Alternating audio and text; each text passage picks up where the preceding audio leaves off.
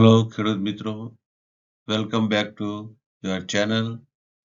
મિત્રો, આજે આપણે જે વાત કરવાના છે તે ઉનાળુ ડાંગરમાં ઉત્પાદન કઈ રીતે વધારવું તેના વિશે આપણે આજે વાત કરવાના છે. તો આવો જોઈએ આપણે કે ઉનાળુ ડાંગરમાં ઉત્પાદન વધારવા માટે કયા કયા પરિબળો ધ્યાનમાં રાખવા જોઈએ મિત્રો. તો સૌથી પહેલા તો જે છે એ સમયસરની ફેર રોપણી. સમયસરની ફેર રોપણી એટલે કે આપણે જે ફેર રોપણી કરવાની છે તે ઉનાળુ ડાંગરમાં ઉત્તરાયણની આજુબાજુ એટલે કે 14 જાન્યુઆરી પહેલા પખવાડિયામાં જાન્યુઆરીના કરવાની રહેતી હોય છે મિત્રો. ત્યાર પછી સામાન્ય રીતે ખાતર વ્યવસ્થાપન.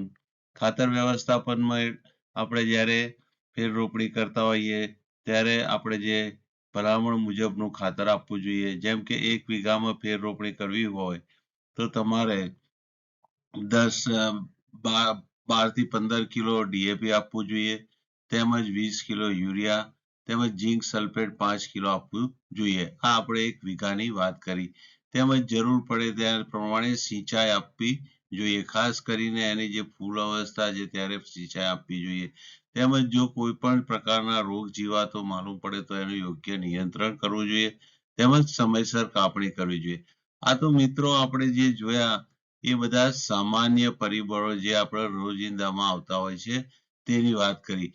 પણ જો તમારે ખરેખર જ ઉત્પાદન ડાંગરમાં વધારવું હોય, આપણે આ બધા પરિબળોનું વ્યવસ્થાપન યોગ્ય રીતે કર્યું હોય, તેમજ આપણે જો એક એવું પરિબળ છે કે જેનું આપણે યોગ્ય પ્રમાણે એનું ધ્યાન ના રાખીએ તો આપણા ઉત્પાદનની અંદર મોટો ફટકો પડતો હોય છે. તો મિત્રો એ કયું પરિબળ છે? તો ચોરસ મીટર દીઠ છોડની સંખ્યા મિત્રો.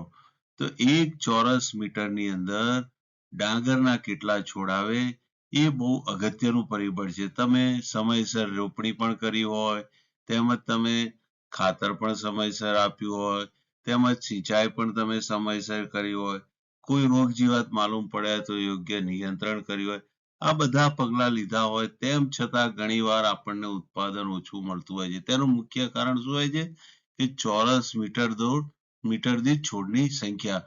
તો આવો આપણે આજે તેના વિશે વાત કરીએ મિત્રો. આવો મિત્રો, તો આપણે ચોરસ મીટર દીઠ છોડની સંખ્યા વિશે જોઈએ મિત્રો. તો સામાન્ય રીતે ડાંગરનો જે પાક છે એ જાપાનીઝ પદ્ધતિ એટલે કે દોરી મૂકીને એની રોપણી કરતા હોઈએ છે.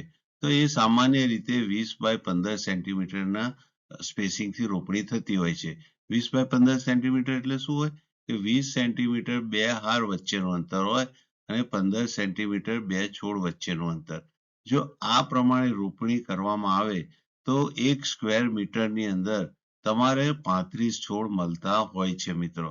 તો આપણે જ્યારે ફેર રોપણી કરતા હોઈએ, હાલમાં તો અત્યારે રેન્ડમ ફેર રોપણી કરતા હોય છે.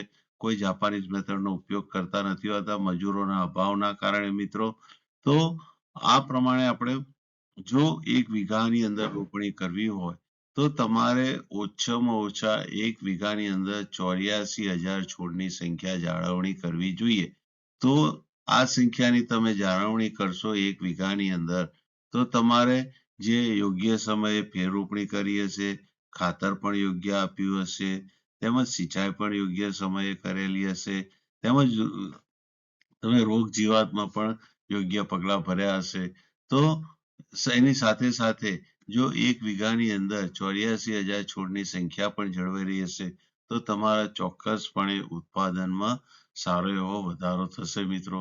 કારણ કે આ 84,000 છોડ કરતાં ઓછી સંખ્યાના છોડ રોપીએ તો એ ઉત્પાદન ઉપર આપણને ડાયરેક્ટ અસર કરતું હોય છે મિત્રો.